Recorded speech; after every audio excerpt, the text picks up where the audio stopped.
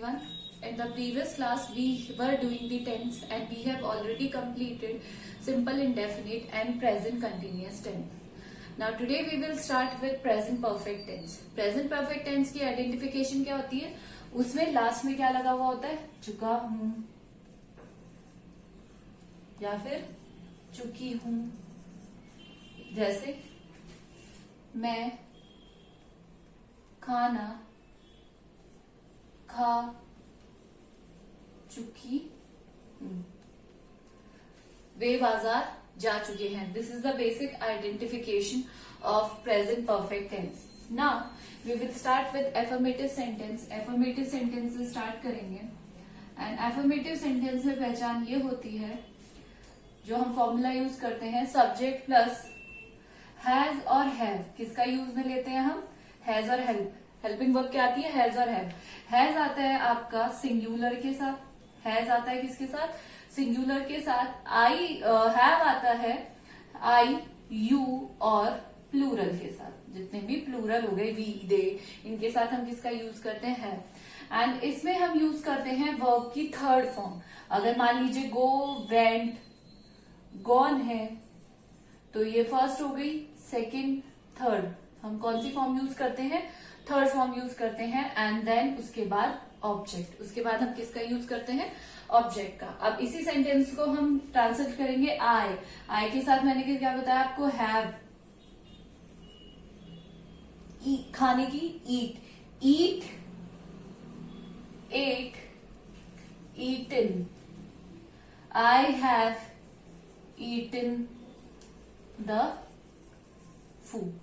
I have eaten the food. अगर यहाँ पे शी होता, वह खाना खा चुकी है, तो क्या हो जाता? She has eaten the food. Has आता है सिंगुलर के साथ, हैव आता है आई यू और प्लूरल के साथ. आई यू और प्लूरल के साथ. Now we will talk about negative. Negative की सिंपल सी subject plus has plus not. क्या लगा हुआ था उसमें? Not. Verb third form and object. मैं खाना नहीं खा चुकी हूं तो क्या हो जाएगा? आई हैव के जस्ट बाद negative word not eaten the food. I have not eaten the food. इसके बाद आता है इंटेरोगेटिव सेंटेंस. इंटेरोगेटिव सेंटेंस में मैंने आपको बताया था हेल्पिंग वर्ब को हम कहाँ ले आ जाता है? सब्जेक्ट की जगह. तो हैज हैव आ जाएगा सब्जेक्ट की जगह. देन उसके बाद क्या आएगा? सब्जेक्ट. फिर आएगी वर्ब की थर्ड फॉर्म ऑब्जेक्ट और लास्ट में पहचान क्या हो गई? Question mark. मैं खाना खा चुकी हूँ. क्या मैं खाना खा चुकी हूँ? तो क्या हो जाएगा? हैव आगे आ जाएगा सब्जेक्ट की जगह. हैव के बाद आएगा subject. Have I eaten the food. Have I eaten the food और क्वेश्चन मार्क. इसलिए सिंपल सा हो जाएगा इंटेरोगेटिव नेगेटिव. हैज हैव जितनी भी हेल्पिंग वर्ब है उसके बाद सब्जेक्ट. सब्जेक्ट के बाद नॉट आएगा. इंटेरोगेटिव नेगेटिव में सब्जेक्ट के बाद नॉट आएगा प्लस वर्ब की थर्ड फॉर्म और ऑब्जेक्ट. फिर आ जाएगा लास्ट में क्वेश्चन मार्क. तो have I not eaten the food. आया समझ में? तो हमने क्या किया? सबसे पहले सब्जेक्ट इसमें कौन सी हेल्पिंग वर्ब लगेगी? Has have. सिंगुलर के साथ हैज लगेगा. हैव आई और यू और प्लूरल के साथ. फॉर्म कौन सी आएगी? Third form. Then object. Negative में हम क्या करते हैं? सब्जेक्ट प्लस हैज हैव के जस्ट बाद हम नेगेटिव वर्ड लगाते हैं not. Verb third form then object. Negative interrogative में हेल्पिंग वर्ब की जगह, हेल्पिंग वर्ब हमेशा किसकी जगह आ जाती है? सब्जेक्ट की जगह. Has have plus subject plus verb third form and object. और इंटेरोगेटिव में हैज हैव देन सब्जेक्ट और फिर नॉट आता है और उसके बाद आती है वर्ब की third form. Understood?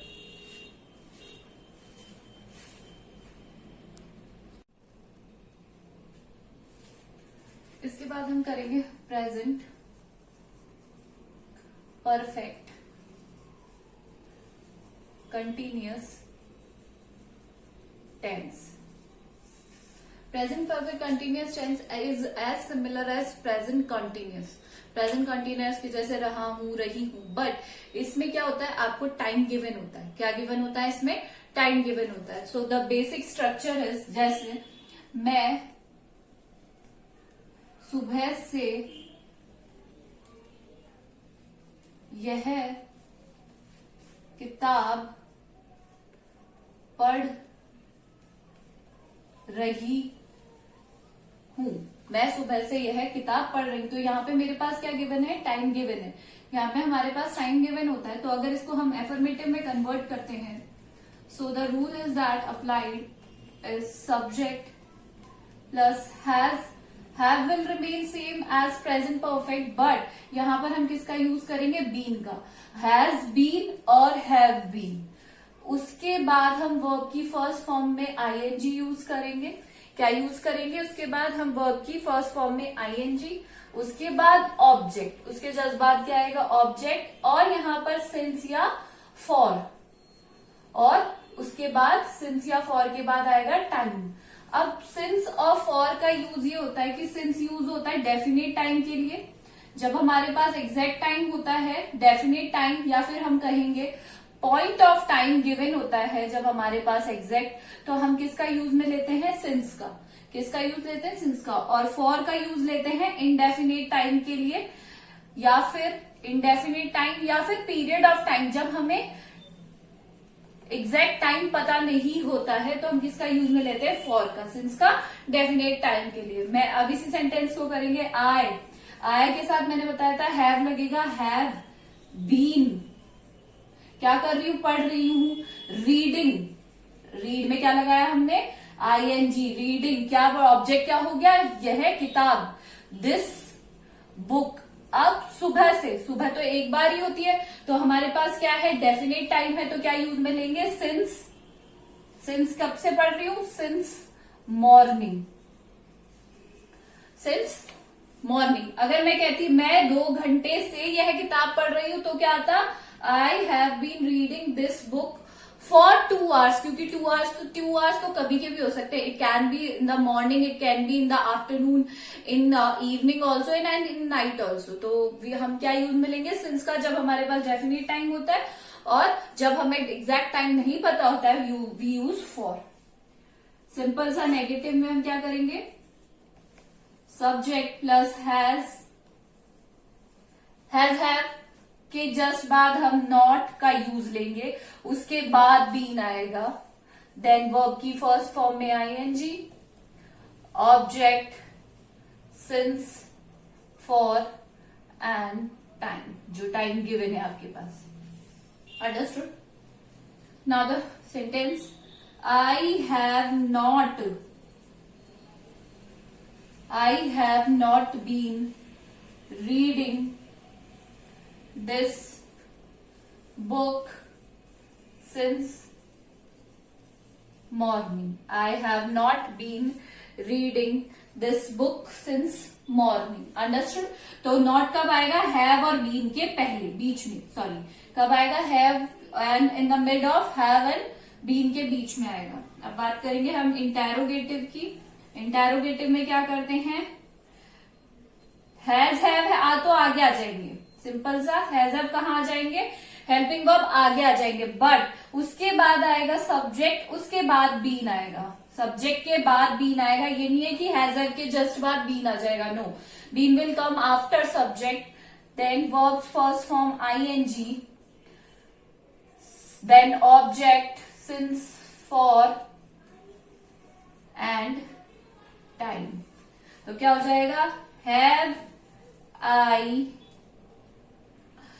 I been reading this book since morning? Understood? Have I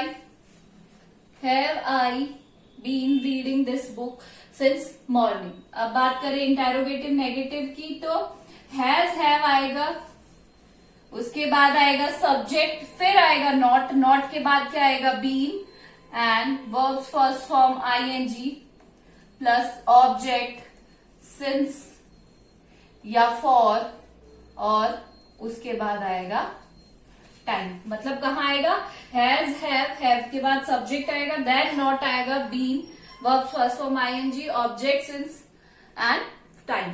तो क्या हो जाएगा, have I not been reading this book since morning. So in the present perfect continuous tense में आपको सिर्फ सिंस या for याद रखने की जरूरत है, जिसमें since is use for definite time या फिर पॉइंट ऑफ टाइम कह लीजिए। और जब मेरे पास टाइम पता नहीं होता है तो हम किसका यूज करते हैं, फॉर का। So what you have to do, you have to write all these rules in your grammar copies with the examples I am giving you for translation from Hindi to English, and this is all for today. Thank you.